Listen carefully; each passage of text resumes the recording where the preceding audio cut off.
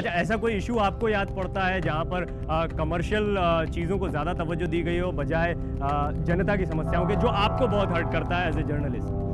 कोई ऐसा वाकया आपको याद? बहुत काफी आए होंगे जिसने आपको से अगर आप यही क्राइम, अब क्राइम इतना चल गया कि लोगों, भाई एक ज़माने में डिटेक्टिव नॉवेल्स बिकती थी, उसके बाद हिंदी में, उर्दू में, हर रीजनल भाषा में डिटेक्टिव और मर्डर मिस्ट्री। अब न्यूज़ के लिए आपने सनसनीखेज खबरें, आपने एक पूरा प्रोग्राम बना दिया। आपको अपनी खबरों के अंदर मर्डर और रेप के अंदर भी, अगर उसके अंदर कोई फैमिली के अंदर दामाद, बहू, बाप, भाई, ये रिश्ते, अगर रघुवीर साहब, फिल्मों के बारे में तो कहा जाता है कि जो दिखता है, जो बिक रहा है, वही हम दिखा रहे हैं, इस तरीके की बात। क्या मीडिया पर भी यही चीज लागू हो रही है कि जो देखना चाह रहे हैं वो दिखा रहे हैं, या फिर मीडिया उनका टेस्ट बना रहा है? बहुत से लोग आए हुए हैं, इस मार्केट है, एक धंधा, एक बाजार चल रहा है जिसमें पान पराग भी है, जिसमें सिगरेट भी है, हुक्का, तंबाकू, दाल, नून, नमक, जितनी चीज़ें आपकी ज़िंदगी की वो सब बेची जा रही हैं। आपसे ये कहा जा रहा है कि आपका रंग काला है, आपकी तरफ लड़कियां नहीं देखेंगी, इसलिए आप फलां क्रीम लगाइए। बेडरूम का काम बेडरूम में करो, ड्राइंग रूम का ड्राइंग में करो, किसी को क्या आपत्ति है? मुझे बहुत अफसोस हो रहा है कि हिंदुस्तान में इतनी बौनी ज़हनियतें पैदा की जा रही हैं आज के ज़माने में। अश्लीलता आपके जहन में है, मैं इसलिए कह रहा हूँ कि आप जब खजुराहो जाते हैं तो आपको बिल्कुल माकूल मालूम होता है, कोई फर्क नहीं मालूम होता है। आप सारी चीजें देखते हैं, उसकी तस्वीर भी छापते हैं, वहाँ किसी मूर्ति के नीचे नहीं लिखा दुर्गा माता। लेकिन जब दुर्गा माँ को अश्लीलता में आप दिखाएंगे तो कौन सहन करेगा? मेरे भाई, अगर आप यूरोप चले जाओ तो वहाँ पे इस बात पे बहस हो रही है कि जीसस क्राइस्ट मर्द था या औरत। ये सिर्फ अपनी पत्नी से ही संबंधित होना चाहिए, पत्नी को छोड़कर बाकियों को बहन, बेटी और बुआ समझना चाहिए, और जब शादी हो जाएगी तो वो काम अपने आप आज हो जाएगा। हमें ब्रह्मचर्य की शिक्षा देनी चाहिए। और मुझे ये बताइए, कितने मर्द शादी तक रुकते हैं सेक्स करने के लिए? We have the largest red light areas in our country. क्या बात कर रहे हैं हम लोग? देखिए, ये एक बेहुदा तर्क है। सेक्स एजुकेशन भारत की सभ्यता के अंदर एक सभ्यता। ये प्रजातंत्र है। आपकी ओपिनियन आप थोपना क्यों चाहते हो? मैं नहीं थोप रही, आप बिल्कुल आप सुनो, मैं आपके जवाब ओपिनियन को सुनिए। सुना। जवाब। क्या विज्ञान को गलत तरीके से लोग यूज नहीं करते हैं? सब जानते हुए भी करते हैं, इसलिए उसको कोई गारंटी नहीं है 9वीं 10वीं में उसको सीखने से आगे चल के सारे गलत नहीं होगा। विषय देखो, आज शिवाजी जी, आज जिस आधार पे भारत इस पे डिबेट कर रहा है उसका आधार बिल्कुल अलग है। उसकी आधार ये है, उसका आधार ये है कि विद्यालयों में 9वीं 10वीं में इसको पढ़ाना चाहिए कि नहीं चाहिए, उस पर सीमित रहिए, और उसमें भारत की जनता की आपत्ति आप ये मानते हैं कि 9वीं 10वीं कक्षा में आते आते बच्चे को स्वतः सेक्स के बारे में जानकारी, या वो उसका उम्र नहीं है सारे विषय में जानकारी लेने के लिए, वो सही उम्र में सब जानते। क्या सेक्स और पति पत्नी के बीच के संबंध को, क्योंकि आपका स्टैंड हमेशा से ये रहा है कि सेक्स जो है वो संतान उत्पत्ति के लिए होना चाहिए, ये जाता है और तलाक का आधार बनता है, कितना सही है? परिवार प्रणाली से जीवन व्यतीत करना इस पूरी समस्त विश्व की सभ्यता का सबसे खूबसूरत फूल है, और जो भी सभ्यता इस परिवार प्रणाली पर प्रहार करेगी तो वह सभ्यता नष्ट हो जाएगी। साहब, मेरे हिसाब से तो कोर्ट ने ठीक ही कहा है। अगर दो पार्टनर्स कुछ भी अपने आपस में करे न करे वो अलग बात है, लेकिन अगर कोई एतराज करता है तो एक मैरिज की बुनियाद तो ज़रूर सेक्स ही है, और अगर ना हो तो बच्चे कैसे पैदा होंगे? अगर बच्चे नहीं पैदा होंगे तो अल्टीमेटली हमारी संस्कृति, हमारा अगर बच्चे पैदा हो जाए जाए। उसके बाद ये मसला सामने आए तो ये तो आप देखिए गांधी जी जैसी बातें कर रहे हैं और आश्रम विवाह की बात कर रहे हैं, तो आश्रम विवाह में मैं नहीं भरोसा रखता। लेकिन सिंघल साहब, आपको ऐसा ही लगता है? मैं समझता हूं कि ये देखिए, एक पर्टिकुलर डे पर इनकार हो जाना और मना करना वो अलग चीज है, और कंसिस्टेंटली मना अगर करते कंसिस्टेंटली मना करने का अधिकार नहीं है किसी को भी, क्योंकि कॉन्जुगल राइट्स अधिकार बनता है शादीशुदा कपल का, लीगल अधिकार बनता है। सेटिस्फैक्शन और सेक्सुअल प्लेजर ये हमारे यहाँ का पैरामीटर कभी नहीं रहा, कभी नहीं रहा। मतलब ये गलत है ना, यही वेस्टर्न पैरामीटर है। इस पैरामीटर को हम अपने यहाँ नहीं लागू कर सकते ना। इतनी आसानी से अगर डिवोर्स मिलते चले जाएंगे तो सारा बच्चों का क्या होगा? जो बच्चे पैदा हो चुके हैं, जिन्हें तलाक लेना होगा उन्हें एक बहुत आसान तरीका मिल जाएगा। इस पूरा ढांचा खत्म हो जाएगा। देखिए ये बात तो मैं कह देना चाहूँगा कि भारतीय संस्कृति कहीं भी इन विषयों को कहीं छिपा कर नहीं कहती है।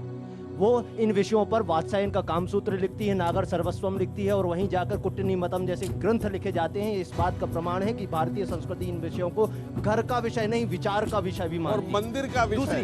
दूसरी बात, अमोक्षो धर्म विवाह, ये कौटिल्य अर्थशास्त्र का वचन है, और जो कहते हैं वहां पर लिखता है कि धर्म विवाह में अमोक्ष होता है। सेक्स किस अवस्था में होगा, किस अवस्था में नहीं होगा, कहां होगा, कैसे होगा, इस विषय पर मनुस्मृति कहती है। आप पढ़ने का, मैं कहता हूं इस बात का खुले मंच से कि शादीशुदा व्यक्ति को कामसूत्र और नागर सर्वस्वम, कुट्टिनिमतम जैसे ग्रंथ हम जैसे टीचर अगर पढ़ाएंगे तो हम डेफिनेटली कहते हैं ये साइकोलॉजिकली, सोशली, पॉलिटिकली कहीं से इस संबंध में कोई विच्छेद जैसी अवस्था उत्पन्न नहीं है। ये कहा जाता है मैनिफेस्टो झूठा रहा, पंजाब का सबसे झूठा मुख्यमंत्री अमरिंदर सिंह, इस तरह के अकाली दल और बीजेपी की तरफ से हो रहे हैं। लेकिन साथ ही साथ नीचे एक और एडवर्टाइजमेंट दिया जाता है, 400 यूनिट बिजली मुफ्त दी जाएगी, इतना अनाज मुफ्त दिया जाएगा। ये सब कहां से जनरेट करेगी भारत? क्या ये झूठे वादे नहीं है? सीधी सी बात है कि पंजाब को 70 वायदे नहीं चाहिए। अमरिंदर सिंह जी ने 70 वायदे इशू किए थे पवित्र मैनिफेस्टो में अपने, उसमें से एक भी पूरा नहीं हुआ। पंजाब को आज वायदे नहीं चाहिए, पॉलिसीज चाहिए। पंजाब को नीति चाहिए और उसके साथ नियत चाहिए। इनको तो मैं ये कहता हूं कि तालीम का जोर इतना, तहजीब का शोर इतना, बरकत क्यों नहीं हुई? नियत में खराबी है। वोट बैंक पॉलिटिक्स के लिए प्रधानमंत्री साहब मेरे पूजनीय हैं, मैं उनके पांव छूता हूं, लेकिन सवाल करने का अधिकार है, जनता का नुमाइंदा हूं। प्राइम मिनिस्टर साहब वोट बैंक पॉलिटिक्स के लिए जाके महाराष्ट्र के कर्जे सारे माफ कराए किसानों के, क्या खुदकुशियां वहीं होती है? ਤੁਹਾਡੇ ਪਹਿਲੇ ਅਲਫਾਜ਼ ਸੀ ਕਿ ਅੰਮ੍ਰਿਤਸਰ ਦੀ ਜਿੰਨੀ ਵੀ ਇੰਡਸਟਰੀ ਹੈ ਸਾਰੀ ਲੋਹੇ ਦੇ ਭਾਅ ਵਿਕ गई है। नवजोत सिंह सिद्धू ने किसे तो मंगया नहीं कुछ, तिनके से हल्की होती है, रूई रूई से हल्का मांगने वाला आदमी बिन मांगे मोती मिलता है, मांग के भीख नहीं मिलती। लेकिन इस गुरु दी नगरी का सेवक होने के नाते, सेवक होने के नाते मैं नंगे पांव कैप्टन अमरिंदर सिंह के पास जाने के लिए तैयार था। मैंने भिक्षा मांगी श्री अमृतसर साहब के लिए कि आप ये SCZ हमें प्रोवाइड कीजिए, हमें जमीन दीजिए। इन लोगों ने गोविंदवाल साहब में 3000 एकड़ जमीन रिलायंस को 60-60 रुपए गज में दे दी, बोली लगा दी उस जमीन की, वो रिलायंस को 60 रुपए जमीन दे सके। मैं एक स्पेशल इकोनॉमिक पैकेज की डिमांड करता हूं, और अगर सेंटर की ये सरकार उसको एग्जीक्यूट करती है तो उसको इंप्लीमेंट करने में हमारी सरकार 3 महीने नहीं लगाएगी, 3 महीने नहीं लगाएगी। अब जब SYL का मुद्दा कैप्टन अमरिंदर सिंह ने सारे बिल टर्मिनेट करके खत्म ही कर दिया, अब आप उसको क्या समझते हैं? वो खत्म हो गया या वो हल हो गया? SYL कल्याण, SYL कैनाल का उद्घाटन किसने किया था? आपके अमरिंदर सिंह और इंदिरा गांधी ने किया था। आज उसको बंद करने की बात करते हो, सियासत खेलते हो आप। SYL कैनाल शुरू किसने की थी?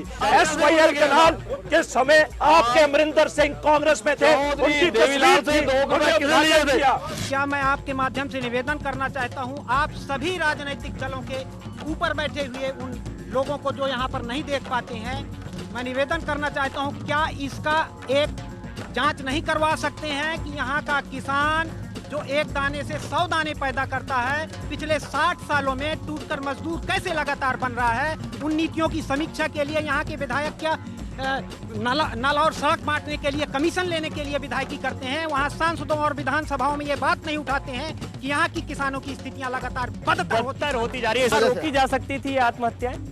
जिस वक्त आदमी ने कर्ज लिए तब तो सोचा नहीं था कि इसको भरना पड़ेगा, क्योंकि जो सरकार की क्या रोकी जा सकती थी आत्महत्या? रोकी जा सकती थी सार्वजनिक। क्या सरकार इसमें कोई कोशिश कर सकती थी? सरकार तो पूरी तरीके से कोशिश करती रही, तो नहीं कर पाई, इसलिए आत्महत्याएं हुई। उत्तर प्रदेश की मुलायम सिंह सरकार सीधे दोषी है इन आत्महत्याओं के। आपने क्या प्रयास किया वो? मुलायम सिंह यादव के भाई शिवपाल यादव, बांदा के सांसद, झांसी के सांसद, हमीरपुर के सांसद, ये गए दिल्ली और इन्होंने कहा कि हमें विदर्भ जैसा 10,000 करोड़ का पैकेज दीजिए ताकि हम बुंदेलखंड के किसानों की बदहाली दूर कर सकें।